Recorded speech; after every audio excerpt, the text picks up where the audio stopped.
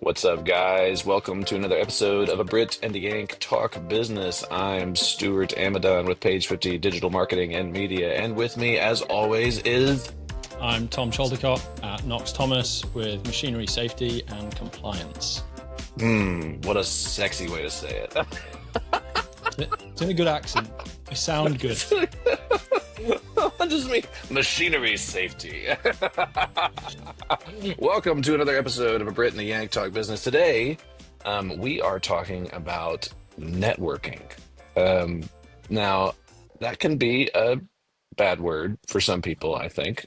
Some people think of it as potentially a waste of time.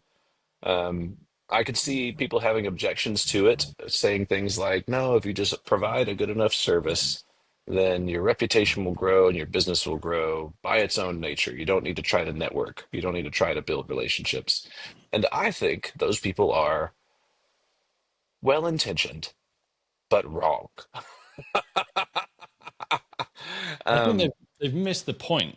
There's several different categories to networking there, and there's several different purposes to it.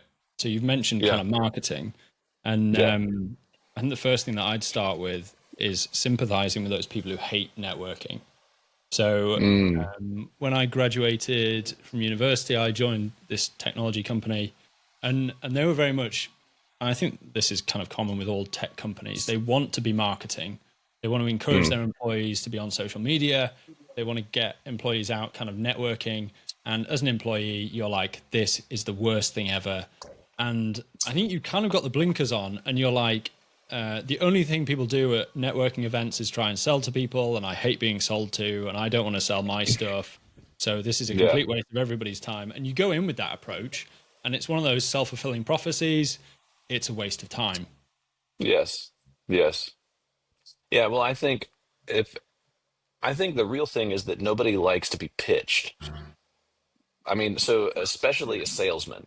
So do you go to a sales networking event where you're a salesman in a room full of salesmen and all the salesmen are pitching each other?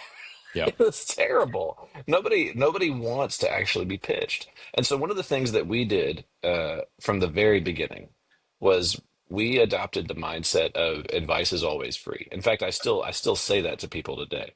I'll say things, and I think that's partly how you and I met, Tom, was we were just chatting, and I was like, well, you could do this, and you could do this, and you could do this, and you could do this, like just advice. And then out of that came a relationship. Now we get to work together, all those things. Like I think that if you go and participate in a networking kind of event with the mentality of I'm here to help people. I'm not here to sell. Do you know what I'm saying? Your priorities shift a little bit. You will sell, you know, you will in fact wind up selling some product to some people. I still have calls with folks. In fact, I had a call with somebody I think it was last week or maybe the very beginning of this week, where I sat down with them and we visited for an hour or so and just kind of talked about where they were. And at the end of the call, I was like, hey man, you're just not ready to bring us on yet. Like you need to get to the point where you have a marketing budget of around $20,000 a year before you're really ready to like step in and make this jump. It's not going to be safe for you. It's going to be risky. In the meantime, do this, this, and this, and this. And I would spend your money that you have available this way rather than trying to bring us on to do the high level, heavy lift kind of stuff. And he was like, wow, man, that's so helpful. And I think that's what I'm doing in a situation like that is I'm genuinely offering value. I'm genuinely providing him a service, but I'm also planting a seed so that in 24 months, when he does have a marketing budget of $20,000, then he'll call and he'll say, oh, yeah, hey, man, I think I'm ready, and then we can pull the trigger and build all kinds of cool stuff. But Yeah, I entirely. think that's the importance. If you can treat networking as the long game, you have a huge advantage. I'm going to apologize for the noise in the background. There's like a load of trucks outside, but if you can't hear them, that's great. I think one of the items in there is like, what is the purpose of networking and how do you approach it? So obviously, Mm, there's a marketing mm, piece. You've mentioned all the salespeople go, hmm but there's a piece in there about kind of it's again one of these self-fulfilling prophecies. So the reason that you go is probably going to be what you get out of it at the same mm, time. So mm, so mm, if you're there to help people, and if you're genuinely interested in kind of understanding people's problems and thinking not only how can I help people, but who do I know who could help this person that I'm talking to? Like, Mm. I'm having a conversation with this guy and he starts talking about his marketing problems. And I'm like, I could help this guy and I could help Stuart and I could introduce each other and maybe they can help each other, you know? Yes. And if Yes. you're Yes. approaching it with that mindset, then you will, I don't really know how you explain how it happens, but that's kind of what you'll take away. So you'll start building these connections that you're like, oh yeah, this guy does this, and so it's often the case now that like I want to know who's out there because as I wander around a factory, I want to be like, what are the problems have they got, and how could I help them with their problems? And the Yeah. only way I can help them with their problems, the only way I can one identify them and two be able to help them is know people who can kind of deliver that service. So we're not in, we don't do process safety. So we don't do kind of chemical processing. Okay. But like I've had plenty of conversations with companies that do chemical and process safety that now if I wander around, I'm like, oh, there's some chemicals over there, or there's this kind of fluid process happening over here. And these guys are Yeah. having a problem. Oh, if I like link these guys, then everybody helps each other. So Yes. if Yes. networking becomes about, what can I learn from the guy that I'm talking to, Hmm. and people buy from people. And I know that sounds super cheesy, and I used to think that's just like garbage and nonsense, but it's totally true. Like Yeah. when you become Yeah. interested in someone else, people then think that you're interesting, even though you're not actually kind of communicating much because you're trying to kind of reap and learn from them. And then Yes. they're more likely to go, oh, I've got a problem. Who do I go to? Well, Tom could help with this, or even just like, I think I know that Tom knows lots of people. So Tom might not be able to deliver the solution, but if I go to him and we kind of build our relationship, he'll probably know who I should talk to. And Yeah. and that I'm just looking at, so our vision for Knox Thomas is, well, I'm going to read it off my screen. So it's to be the industry's first choice independent consultancy for all compliance and safety needs within the next 10 years. Well, what does that mean? That doesn't necessarily mean that I have to do it, Right. but I need to know people who, when people come to us and see us as the first choice independent consultancy, that I can then go, oh, yes, you've come to us because we're the first choice, and I want to point you to the best people who can deliver this service. They're over here. Yeah. Yeah. I think um, so. In our space, media and marketing, I do have internal staff, but I don't carry internal staff for every single niche because whenever you say the word marketing, like that's a massive beast of an animal. Like even just if we're talking search engine optimization, there's three different tertiary tiers and soon to be four. With the development of AI and the way it's continuing to advance, now people are looking at long tail keywords in a completely different way than they used to. That's another topic for another time. But what I have is a network of contractors. And in fact, I messaged somebody right before we got on the call this morning. I was like, hey, I don't know why we haven't done this yet, but you work in design. Why don't we talk and see if we can't add you to our list of contractors for whenever we have work? Because we inevitably, somebody bids let's say somebody builds a website with us, okay? Well, to go along with that website, I need the web developer who knows the code and can build it. I need a host that's reliable so that I can connect with them and make sure that they're plugged in and going. I need a graphic designer who can lay out the website and make sure that it's aesthetically pleasing in multiple formats. I need a content creator, somebody who can write well and generate things. And I need somebody to go out and produce media. Boom, I got five people that I got to tap for that project. That's just one project. That's Mm. like, it's a massive lift. And so, of course, I have to be able to network with like-minded contractors that have a quality of work. Part of our job is to vet them as we're going in. And then as we bid, we look at our list of contractors and we say, all right, this is the amount of budget that the client's coming for. This is what they want their end project to look like. Who's the best fit? Mm. Who's gonna work best with these guys and be able to move forward from there? So yeah, so networking is not just sales. That's very true. You're meeting people that you can potentially utilize later for other work, and they could potentially utilize you.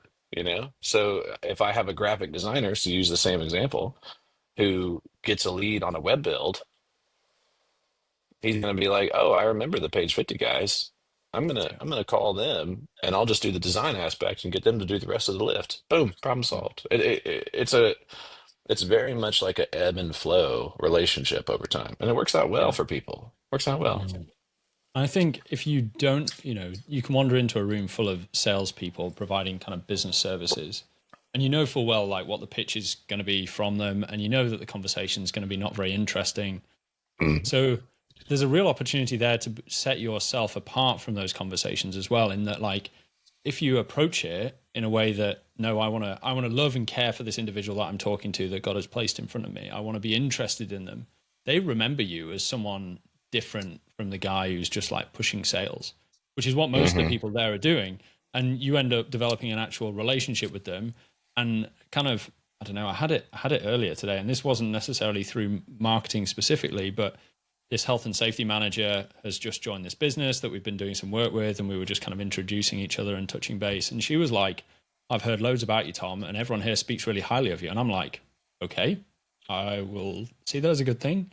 And like, where's that come from? Like, that's come from me caring about individuals and wanting to Right. engage with people and listen to them, and it not be about me and not be about me trying to sell. And you get remembered.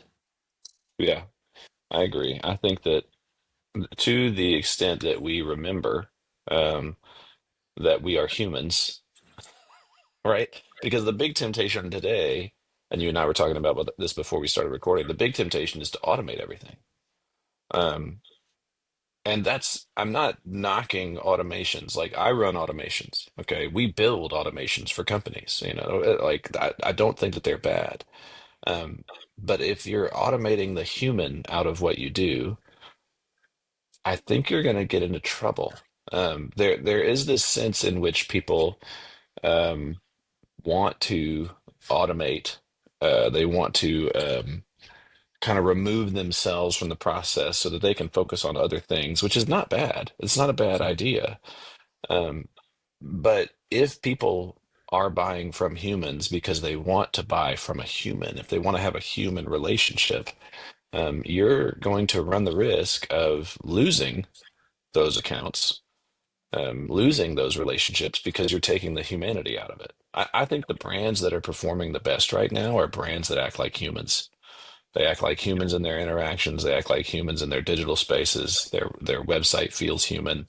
I think those are the brands that are doing well and will continue to do well in the future.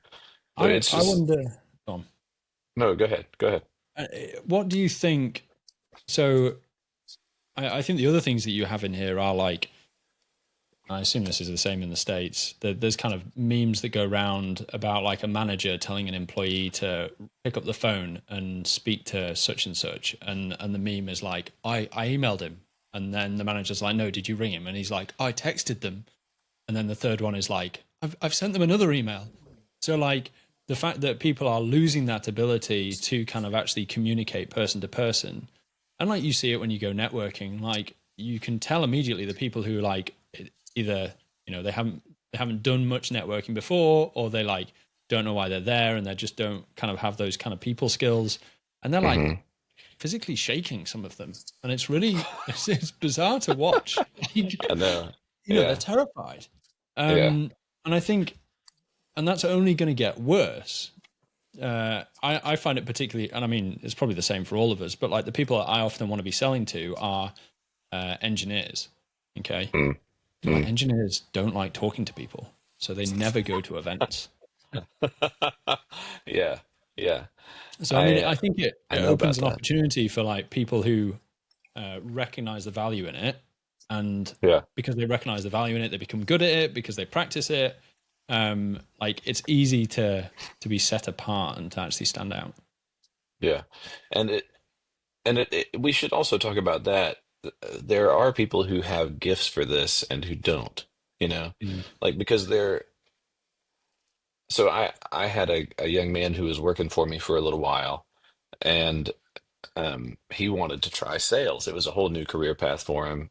He had a little bit of experience in interpersonal work and I was like, yeah, sure, why not? Let's give it a shot. And part of the duty of the particular type of sales that he was going to be doing is the cold call, which even experienced salesmen don't want to do cold calls. Like they hate that. They don't want to try. And it got to the point for him specifically where he was filled with so much anxiety about calling someone he didn't know that he eventually was just like, I can't do this anymore. I got to do something else. And I was like, that sounds fine, man. You're not bothering me at all. We tried it. It didn't work. Like, go on, live your life, enjoy life. There's some people who are not built for the social scene, right? They're made different. And that's okay. Like for those kind of guys, I would say, you probably just need to attach yourself to someone who is. You need to Mm, attach yourself to someone who's gifted and built for the networking scene, and recognize that, God made people different. God made yeah. everybody with a particular set of skills, particular gift set, and they can operate in their lane well. I know one of our clients is a company that has an engineering department, and the engineer is your stereotypical engineer who is phenomenal at what he does, but he is not great at the humanity side. Like he misses he's and not to say that he's like a bad person. He's a great guy. I love talking to him. He's got a ton of wisdom in his head, Mm, but networking's not his lane. Building social capital with other people is just not his lane. So guess what? He has people for that. He has employees that run in that space and they flourish and thrive and do a great job with that.